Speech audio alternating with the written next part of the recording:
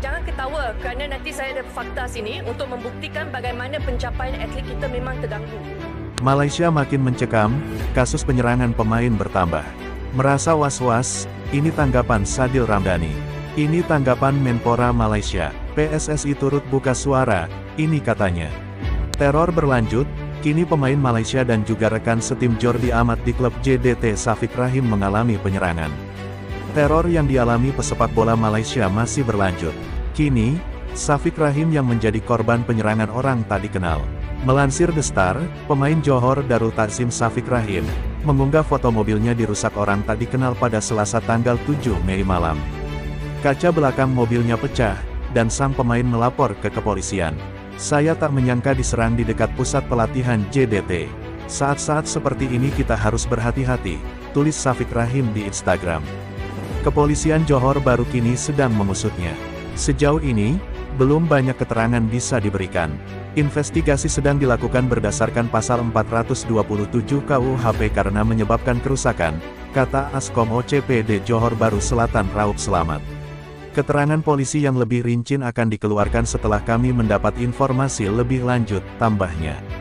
Insiden ini menjadi kasus penyerangan ketiga yang dialami para pesepak bola Malaysia. Sebelumnya, ada Ahyar Rashid yang dirampok sampai terluka tengah pekan lalu. Kemudian, Faisal Halim bernasib lebih apes. Bintang Selangor FC itu disiram air keras oleh orang tak dikenal di kawasan pusat perbelanjaan. Tanggapan Sadil Ramdhani, pemain Indonesia yang sedang bermain untuk Sabah FC di Malaysia, Sadil Ramdhani, berusaha untuk lebih hati-hati pasca teror mencekam kepada 3 pemain berlabel Timnas Malaysia. Saya melihat dari teman-teman di sini, kami menyimpulkan untuk setiap individu tetap menjaga diri, tetap baik-baik, ujar Sadil Ramdhani. Tiga peristiwa itu terjadi di kawasan Semenanjung Malaysia yaitu Ahyar Rashid di Kuala Terengganu, Faisal Halim di Petaling Jaya, Selangor dan Syafiq Rahim di Johor Bahru, Johor. Sadil geram. Sementara, Sadil Ramdhani tinggal di kawasan Malaysia Timur. Winger berusia 25 tahun ini sudah 3 tahun menetap di kota Kinabalu yang masuk negara bagian Sabah. Tidak perlu melakukan hal-hal yang tidak diinginkan. Pokoknya, kami menjaga diri dengan baik-baik. Saya rasa lingkungan di sini aman-aman saja dan baik-baik saja, ucap Sadil. Dengan kejadian seperti ini banyak yang prihatin terhadap pemain. Saya melihat oknum-oknum yang tidak bertanggung jawab ini juga membuat kami sedikit geram, kata Sadil. Keyakinan Sadil Ramdhani. Karena apa? Karena bisa sampai seperti itu. Kami juga tidak tahu alasannya apa sebab kami melihat di media sosial hanya tanggapan pemain.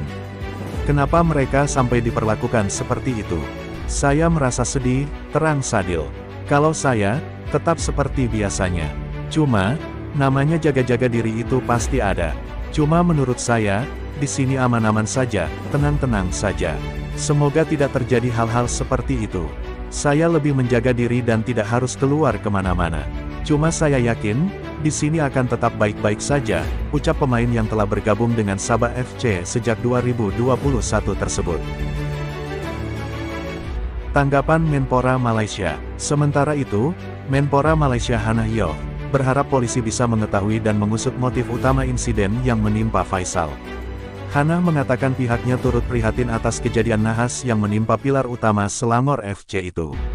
Oleh karena itu, dia berharap polisi bisa melakukan penyelidikan detail untuk mengetahui motif sebenarnya dari kejadian tersebut. Bagi Kementerian Pemuda dan Olahraga KBS, kami sangat menyayangkan melihat tragedi ini dan tidak boleh menimpa atlet kami atau manusia manapun, ujarnya. Oleh karena itu, kami berharap polisi menindak tegas tersangka untuk memastikan motifnya terungkap. Kalau tidak teridentifikasi motifnya, bisa saja menimpa orang lain. Makanya penyelidikan polisi sangat penting saat ini. Olahraga adalah bidang yang banyak melibatkan pasien, supporter yang antusias, dan kebiasaan menang dan kalah adalah hal yang lumrah, katanya. Dan saya juga melihat saat isu kondisi lapangan, Stadion Nasional Bukit Jalil, di mana Datuk Hans Ishak mendapat ancaman secara online. Jadi bagi saya, biarkan polisi menyelesaikan penyelidikannya. Dan kami tidak ingin membatasi kebebasan bermedia sosial karena itu tidak adil bagi penggemar olahraga, ujarnya. Tanggapan PSSI. Persatuan Sepak Bola Seluruh Indonesia (PSSI) menyatakan keprihatinan terkait kasus penyerangan yang dialami 3 pemain Malaysia oleh orang tak dikenal. Kami turut prihatin terhadap kejadian yang menimpa 3 pesepak bola timnas Malaysia. Comeback stronger, Faisal Halim, tulis PSSI di akun Instagram resmi, Rabu tanggal 8 Mei. Bagaimana menurut kalian? Tulis di komentar.